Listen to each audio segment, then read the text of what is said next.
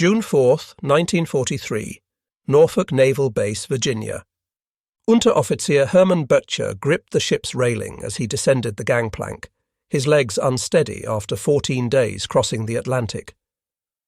Through the morning haze, he witnessed something that contradicted 3 years of Nazi propaganda. American dock workers, both white and Negro, operating side by side with machinery that seemed to belong to a future century. Women in coveralls operated cranes. Children sold newspapers at the gates. Nobody fled at the sight of enemy uniforms.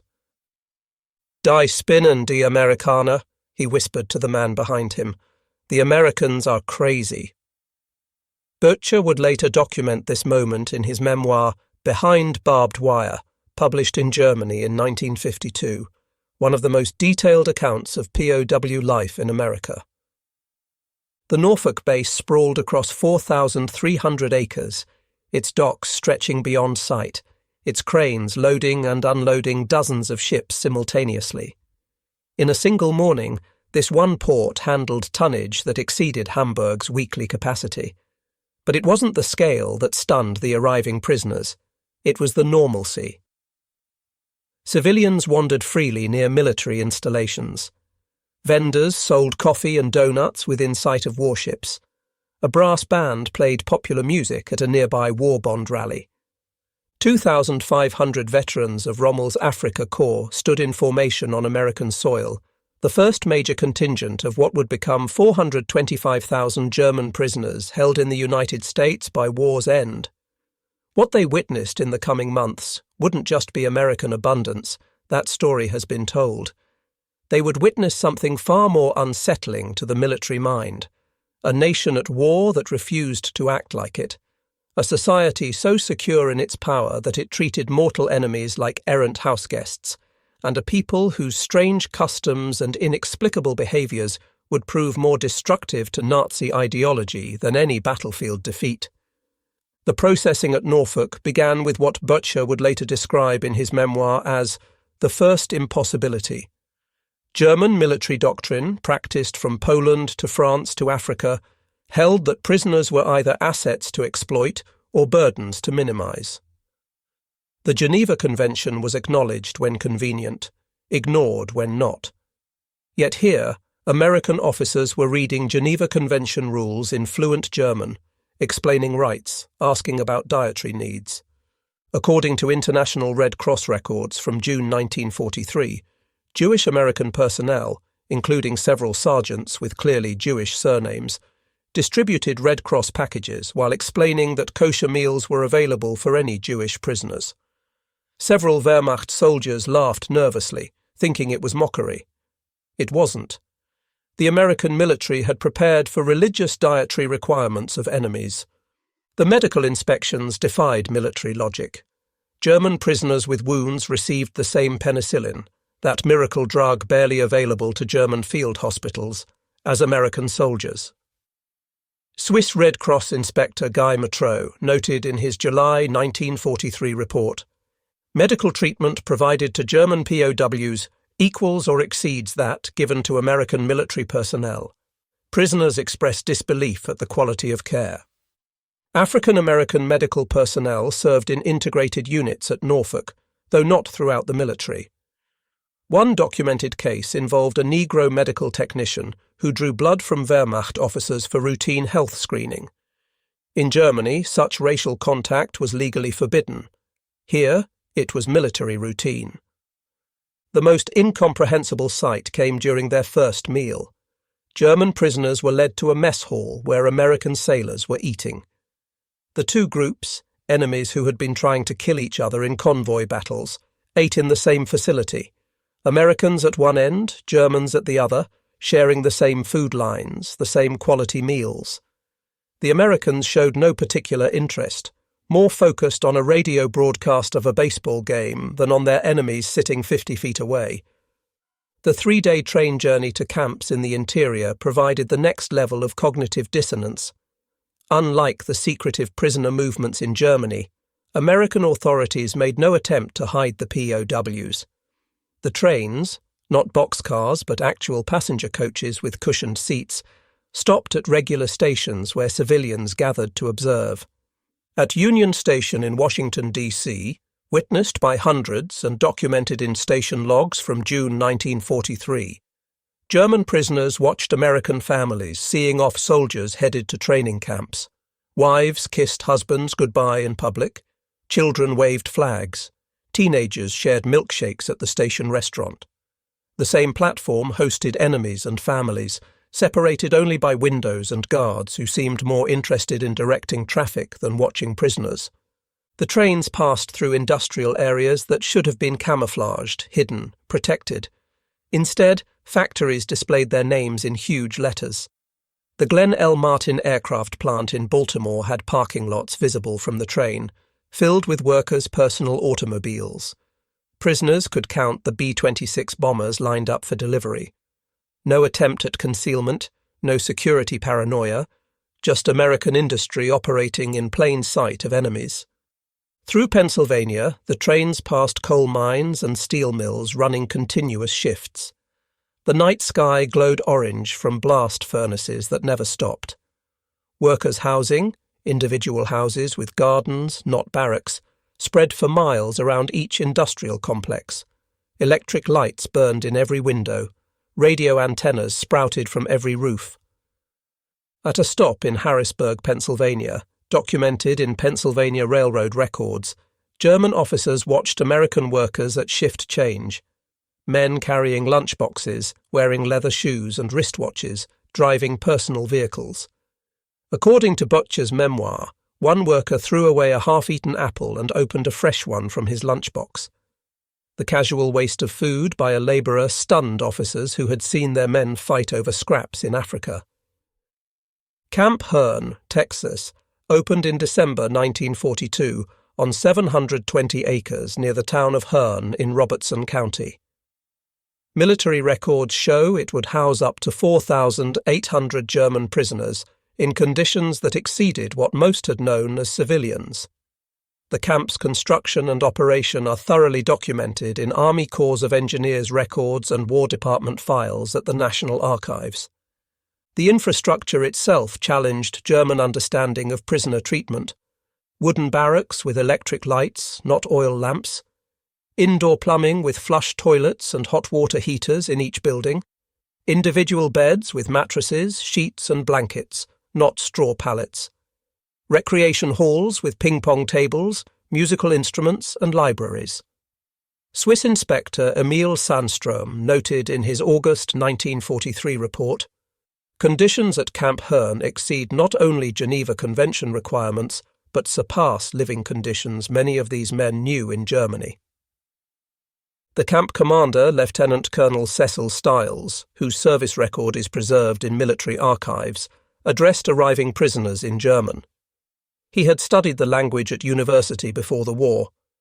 He explained camp rules, but also something unprecedented.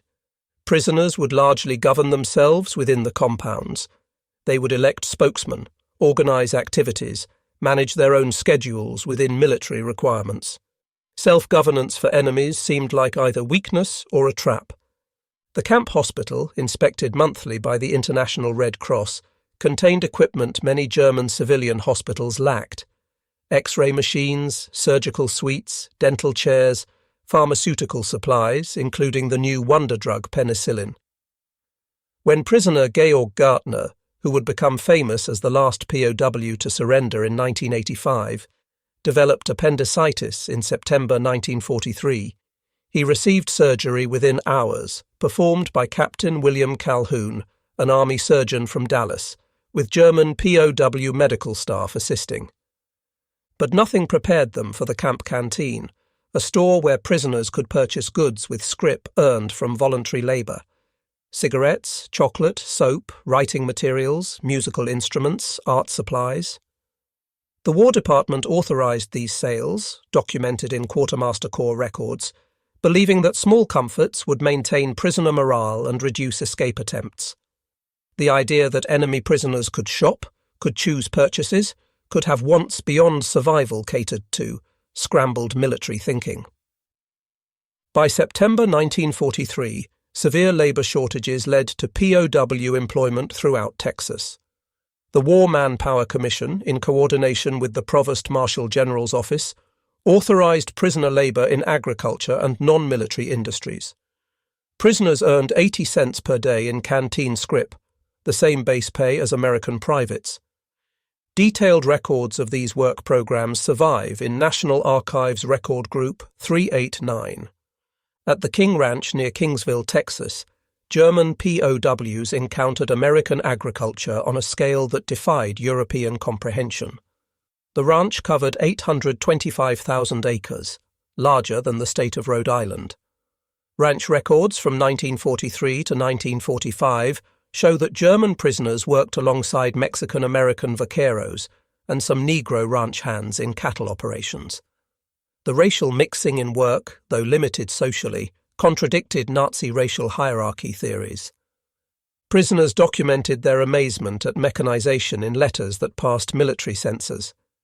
A single combine harvester replaced dozens of workers. Trucks, not horse-drawn wagons, transported crops. The ranch even used aircraft, small civilian planes, to survey cattle herds and spot strays.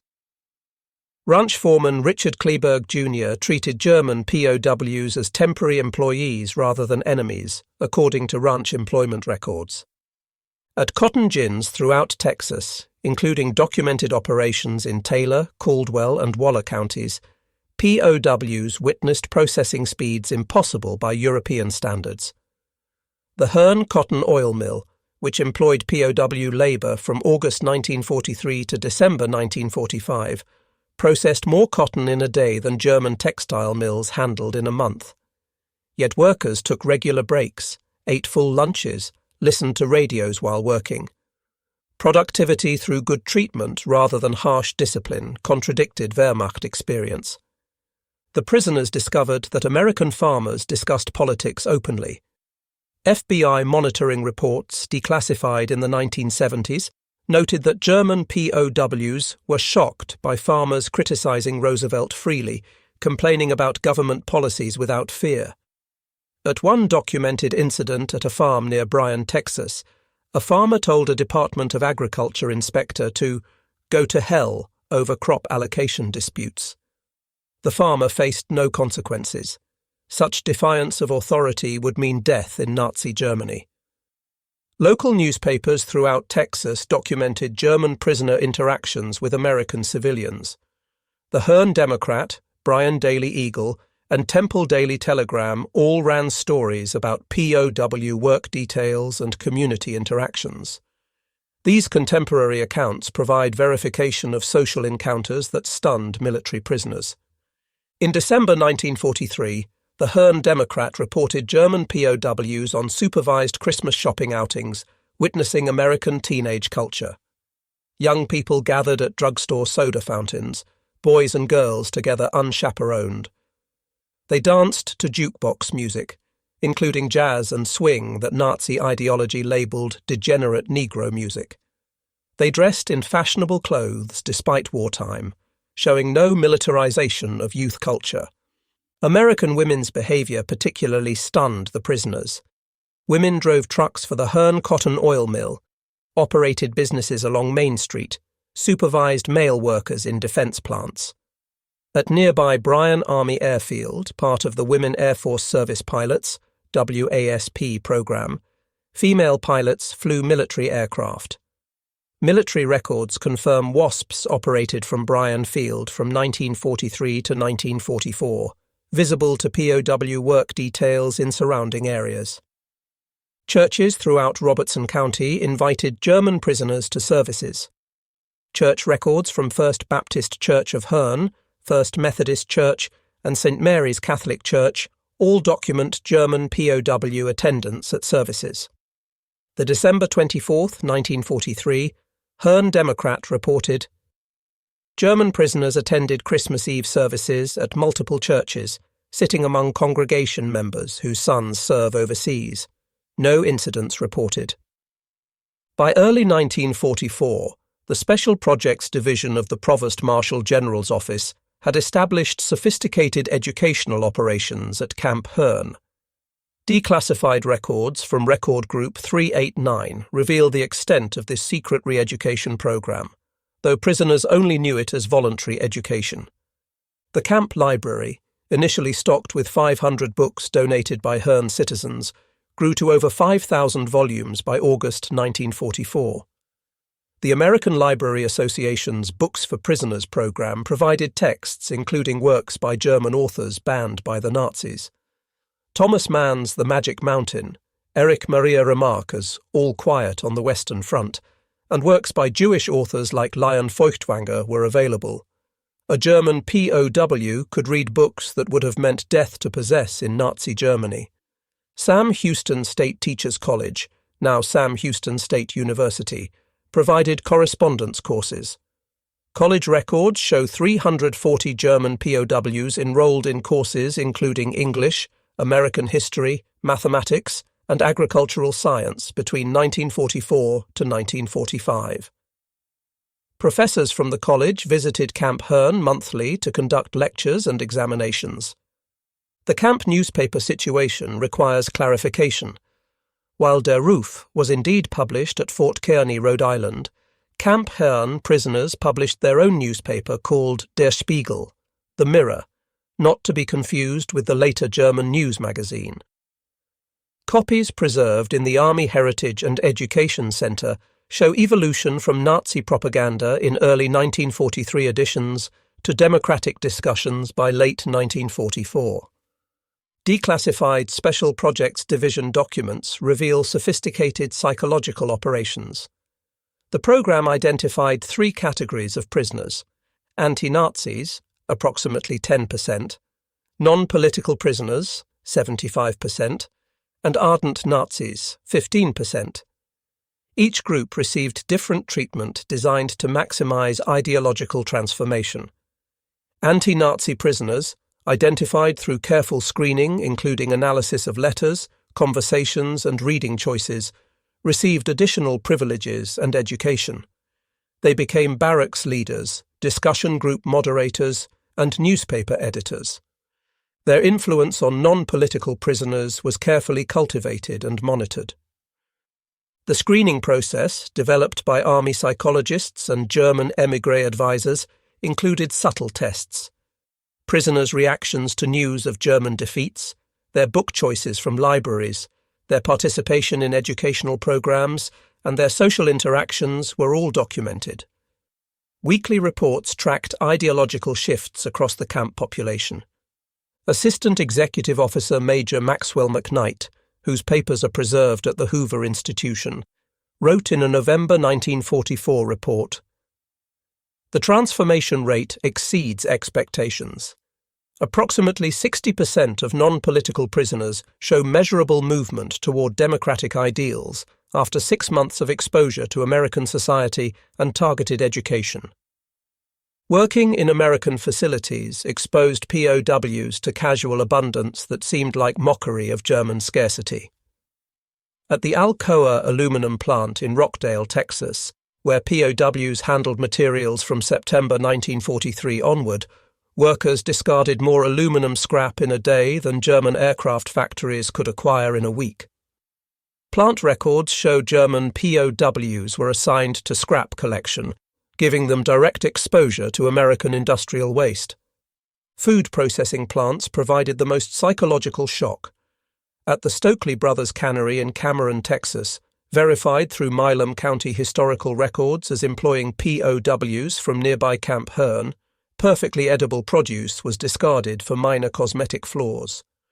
Tomatoes slightly underripe, corn with irregular kernels, beans with minor blemishes, all destroyed while German civilians faced starvation. A letter from POW Corporal Friedrich Müller, preserved in Red Cross archives, stated, "Today we destroyed hundreds of pounds of fruit because it did not meet canning standards. Fruit that would be treasure in Germany is garbage here.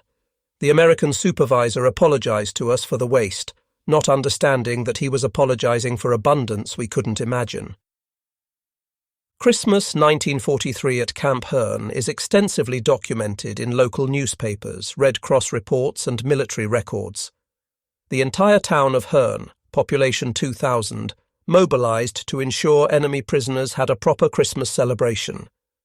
This response to enemies contradicted every expectation of wartime behavior. The Herne Democrat published a full list of donations on December 23, 1943. Local churches collected 4,800 individual gift packages. Schools contributed handmade cards and decorations. The American Legion Post 164, veterans of World War I who had fought Germans, donated cigarettes, candy and sports equipment to current German enemies. The Lions Club provided musical instruments. The Garden Club decorated the camp with holly and evergreen boughs. The camp Christmas tree, photographed for the newspaper, stood 30 feet tall in the main compound, decorated with electric lights that burned continuously. Quartermaster records show the camp used more electricity for Christmas decorations than most German villages had for all purposes. Such electrical display would be unthinkable even in peacetime Germany. Local churches performed Christmas concerts in German for the prisoners. The First Methodist Church choir learned German Christmas carols phonetically. Mrs. Sarah Patterson, the choir director whose son was serving in Italy, led the performance. The cognitive dissonance of American mothers singing to enemy soldiers while their sons fought Germans broke several prisoners emotionally, according to guard reports. The Christmas feast menu, preserved in quartermaster records, included roast turkey, £1 per man, ham, candied sweet potatoes, green beans, cornbread stuffing, cranberry sauce, mince pie, apple pie, ice cream, beer for enlisted men, California wine for officers. The meal totaled approximately 5,000 calories per person. Meanwhile, German civilian rations, when available, provided 1,200 calories daily. Working in Texas exposed German POWs to American racial dynamics that contradicted both Nazi propaganda and American reputation. The reality, documented in military reports and local newspapers, was more complex than either narrative suggested. At Camp Herne, Negro soldiers from the 359th Infantry Regiment occasionally served guard duty. German POWs, products of Nazi racial ideology, found themselves taking orders from black Americans. Several prisoners requested transfers rather than submit to Negro authority, requests denied by camp administration. Lieutenant Colonel Stiles stated in a December 1943 report, "German prisoner objections to Negro guards are noted and ignored." Yet prisoners also witnessed segregation's contradictions. They could eat in Herne restaurants that refused service to the Negro soldiers guarding them. They could attend movie theatres where their guards couldn't sit in the main section. German enemies had more social freedom in some contexts than American citizens who happened to be black. This paradox, being treated better than some Americans while being enemies, scrambled ideological certainty. At agricultural work sites, documented in Farm Security Administration records, prisoners worked alongside Mexican-American and Negro labourers. The efficiency of mixed-race work crews, when focused on tasks rather than race, challenged Nazi theories about racial purity equaling productivity. German POWs picked cotton alongside black workers who outperformed them, undermining assumptions of racial superiority. 3 well-documented cases illustrate the transformation of German POWs in America. Hermann Böttcher arrived at Camp Herne in June 1943 as a convinced Nazi. His memoir describes gradual ideological collapse through accumulated observations. The turning point came Christmas 1943, when Herne citizens gave presents to enemy prisoners. He wrote, "These people, whose sons we had tried to kill, gave us gifts. Their kindness wasn't weakness, but strength, the confidence of victors who knew they had already won not just the war, but the peace that would follow." Böttcher emigrated to America in 1953, became a citizen in 1958, and worked as an engineer for General Motors until retirement. Georg Gärtner escaped from Camp Deming, New Mexico in September 1945, living under the assumed name Dennis Wiles for 40 years. Rather than fleeing the country, he chose to remain in America illegally, marrying an American woman, raising children, working as a tennis instructor in California.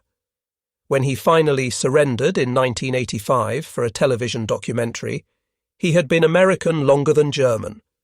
His story, documented in his autobiography Hitler's Last Soldier in America, validates the transformative power of American society. Reinhold Pabel escaped from Camp Washington, Illinois in 1945, not from mistreatment but from boredom and curiosity about American life, according to his memoir, Enemies Are Human. He lived illegally in Chicago for 7 years, working in bookstores, marrying an American woman, before voluntarily surrendering in 1953. The FBI investigation revealed he had broken no laws except illegal entry. He received citizenship in 1959 and became a successful businessman, later sponsoring other German immigrants. The German POW experience varied across America's 500-plus camps, but consistent patterns emerged. Camp Alva, Oklahoma, specialized in agricultural training. Department of Agriculture records show German POWs managed a 200-acre demonstration farm using American techniques. Prisoners learned mechanical cultivation, crop rotation, soil conservation, and hybrid seed development. These skills proved invaluable when POWs returned to devastated Germany.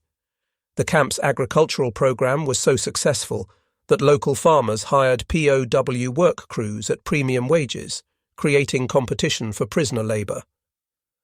Camp Concordia, Kansas, became renowned for its art program. German prisoners of war created murals that still exist in Stone County Courthouse and several local buildings. The camp orchestra, equipped with instruments donated by Kansas communities, performed concerts for civilian audiences. The Concordia Blade newspaper reviewed these concerts favorably, noting the professional quality of enemy musicians. Art created by prisoners now forms permanent collections in Kansas museums. Camp Trinidad, Colorado, faced unique challenges with winter temperatures reaching -20 degrees Fahrenheit. Quartermaster records show the Army provided German POWs with Arctic-grade clothing, insulated barracks, and increased caloric rations, 4,000 calories daily in winter. Swiss inspector André Panchaud noted in February 1944, German prisoners at Trinidad receive better winter provisions than Wehrmacht troops on the Eastern Front, according to prisoners' own admissions. Perhaps nothing stunned German military minds more than American information transparency. Prisoners had access to American newspapers that criticized the war effort, revealed production problems, discussed strategic failures. The Special Projects Division deliberately provided diverse news sources, knowing that exposure to free press would undermine totalitarian thinking. Radio programs, accessible in recreation halls, featured commentary critical of military leadership. Comedians like Bob Hope mocked generals and politicians. Journalists like Edward R. Murrow questioned strategies.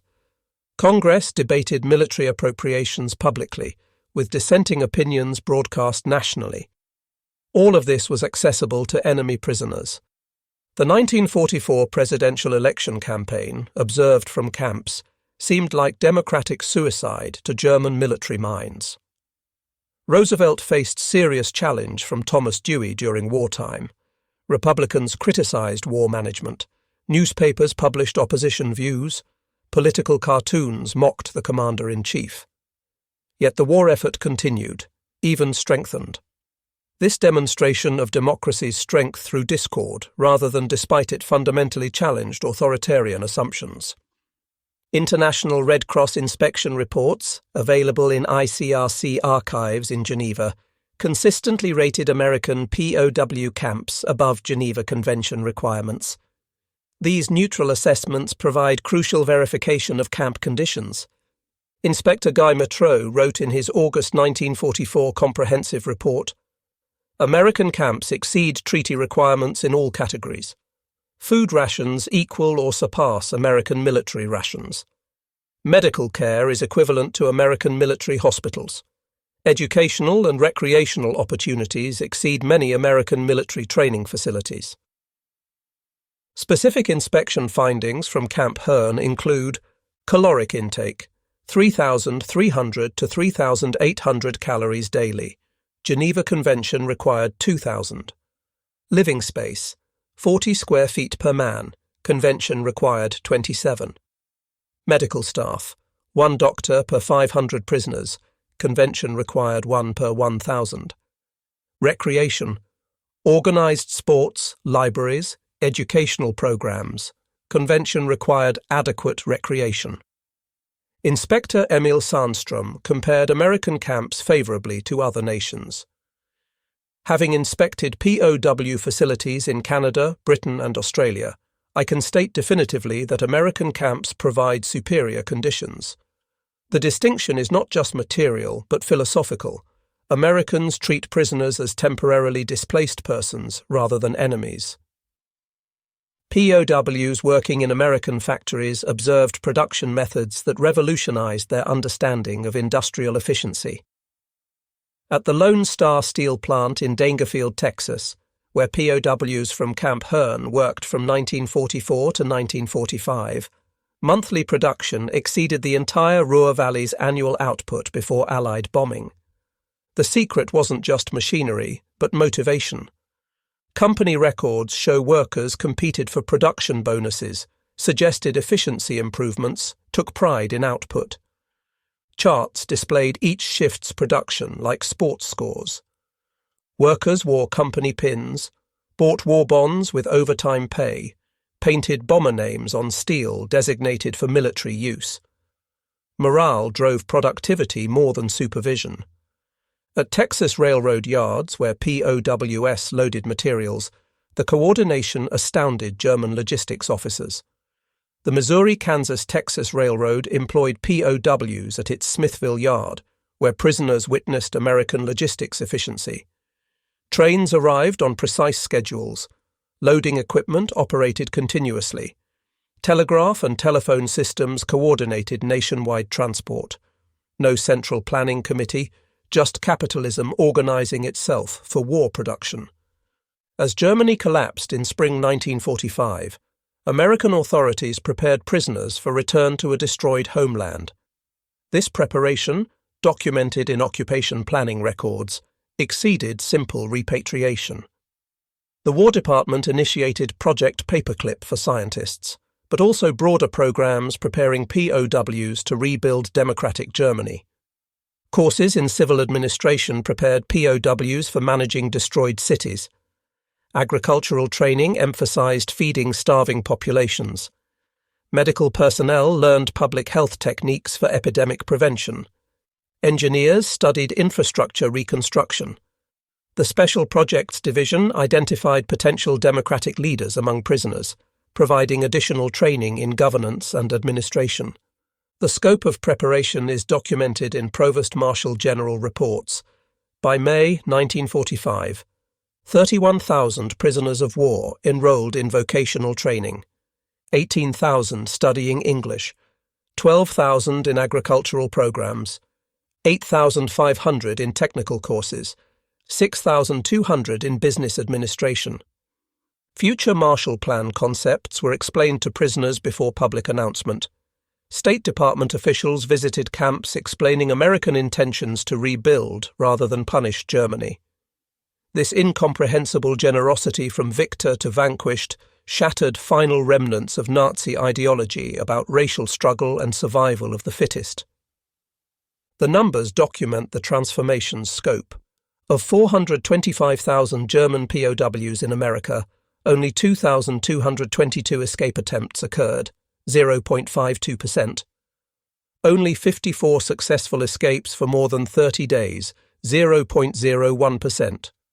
Sabotage incidents, 7 confirmed cases, 0.001%. Work refusals, 178 documented incidents, 0.04%. Voluntary labour participation, 87% of eligible prisoners. Post-war surveys conducted by American occupation authorities found 74% of returned POWs held favourable views of American democracy. 61% supported Marshall Plan aid when announced. 55% advocated German-American alliance. 38% expressed desire to emigrate to America. 23% maintained correspondence with American families. Immigration records show 5,000 former POWs legally emigrated to America in the 1950s. Naturalization records indicate 92% became citizens within eligible time frame. Their American success rate, measured by employment, home ownership, and lack of criminal records, exceeded general immigrant populations. The influence of returned POWs on West German Reconstruction is documented in occupation records and German archives. Former POWs occupied significant positions in the new democracy. 48 became Bundestag members. 312 served as mayors or city councillors. 1,847 worked in agricultural modernization. 2,341 taught in reconstituted schools. 4,165 managed businesses using American methods. Hans-Georg von Studnitz, former POW and later German industrialist, told American historians in 1965, "We returned from America with more than memories. We brought knowledge of how democracy functions, how free markets operate, how diverse peoples cooperate. We had seen the future, and we knew it worked." Camp Hearn closed in December 1945, but connections endured. The Hearn Heritage League maintains archives of correspondence from former POWs spanning 40 years. Christmas cards arrived annually until the last known prisoner died in 2001. These letters document sustained transformation rather than temporary influence.